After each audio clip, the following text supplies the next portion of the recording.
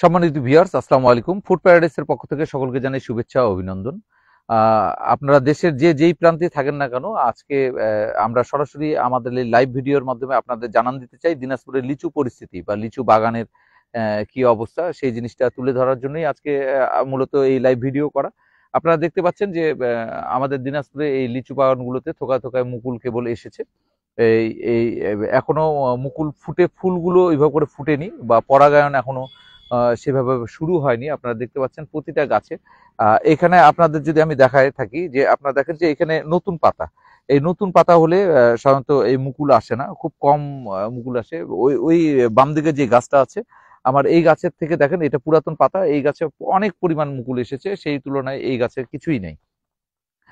তো আমি যে জিনিসটা আপনাদের সবসময় বলতে যাচ্ছিলাম যে আপনারা যখন দেখবেন যে আপনাদের গাছে এরকম মুকুল আসবে, একটু কাছ থেকে আমি যদি দেখাই যে এরকম যদি আপনাদের গাছে যদি যখন মুকুল আসবে, তখন আপনারা ভুলক্রমে কোনো স্প্রে দিবেন না, কোনো কীটনাশকের ব্যবহার করবেন না, কোনো ভিটামিন দিবেন না।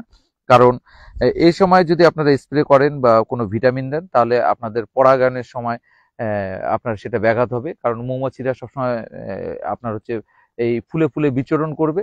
এই সময় যদি আপনারা স্প্রে দেন কোনো, তাহলে এই মৌমাছিদের এই বিচরণ করতে, আপনাদের ফুলে ফুলে বিচরণ করার জন্য তারা বাধাগ্রস্ত হবে সবসময়। তো আপনাদের সবসময় আমি প্রোভাইড করব যে আপনার যখন মুকুলটা থেকে ফুল ফুটে যখন দানা বের হবে, তখন আপনারা স্প্রে দিবেন বা ছত্রাকনাশক তখন আপনারা প্রয়োগ করতে পারেন। আপনাদের আমি দেখাই যে আমাদের এই যে আদর্শ বাগান, যেটা আমি এইখানে আপনারা দেখেন যে আমরা এখানে এই ভিতরে আপনাদের এইভাবে দেখাই যে এইখানে দেখেন যে আমরা মাটি এইভাবে করে ঘিরে দিছি। এই ঘিরে দেওয়ার পর এখানে পানি সেচ দেওয়ার ব্যবস্থা, প্রতিনিয়ত এখানে পানি সেচ দেওয়ার ব্যবস্থা করা হচ্ছে।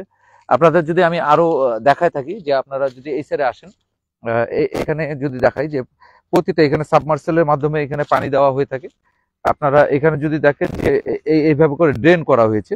এই ড্রেনের মাধ্যমে এক গাছ থেকে আরেক গাছ, আরেক গাছ থেকে আরেক গাছ, প্রতিটা গাছের মধ্যে একটা সংযুক্তি আছে। এই সংযুক্তির মাধ্যমে এই বাগানগুলোতে হচ্ছে পানি, পর্যাপ্ত পরিমাণ পানি স্প্রে দেওয়া হয়, পানি দেওয়া হয়। কারণ এই সময় একটা শুকনো মৌসুম চলছে, আপনি যদি গাছের মধ্যে যদি রস না থাকে, তাহলে এই মুকুলগুলো থাকবে না বা ফল আটকাবে না। এবং ফল যদি আপনার গাছের গোড়ার মধ্যে যদি রস না থাকে, তাহলে সেই ফল দানা হয়ে থাকলেও আপনার সেই ফল ছুটে পড়বে।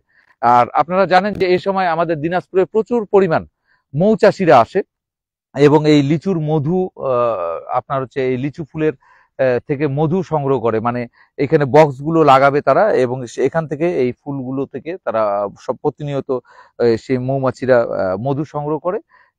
আপনারা জানেন যে বাংলাদেশে সরিষার মধু যেরকম বেস্ট, সেরকম লিচুর মধু বেস্ট। লিচুর মধুর একটা বেস্ট গুণ হলো লিচুর মধু কিন্তু জমে না, খুব কম জমে আর কি। আর সরিষা মধুটা সাধারণত জমে যায়। তো আপনারা দিনাজপুরে আসবেন এই লিচুর সিজনে, আমাদের এই লিচুর সিজনের লিচুর ফুলের সিজনে আসলে দিনাজপুর থেকে মধু নিয়ে যেতে পারবেন। এছাড়াও আপনারা যদি মনে করেন আমার কাছ থেকে নেবেন, আমার কাছেও মধু পাওয়া যায়, আপনারা অর্ডার করবেন। আর লিচুর সময় তো আপনাদের সঙ্গে দেখা হবে এবং আমার এই পেজের সঙ্গে আপনারা সংযুক্ত থাকেন। কারণ এই পেজের মাধ্যমেই আমি সবসময় আমাদের দিনাজপুরের লিচু পরিস্থিতি আমি জানান দিয়ে থাকি। তো আজকে এই পর্যন্ত লাইভটা এখানে শেষ করছি। সবাই ভালো থাকবেন। যদি আপনারা কেউ কোনো কিছু জানতে চান, সন্ধ্যার পরে আমাকে ফোন দিলে আমি সময় নিয়ে আপনাদের সঙ্গে কথা বলতে পারবো। তো আজকে এই পর্যন্ত, সবাই ভালো থাকেন, সুস্থ থাকেন। আসসালামু আলাইকুম।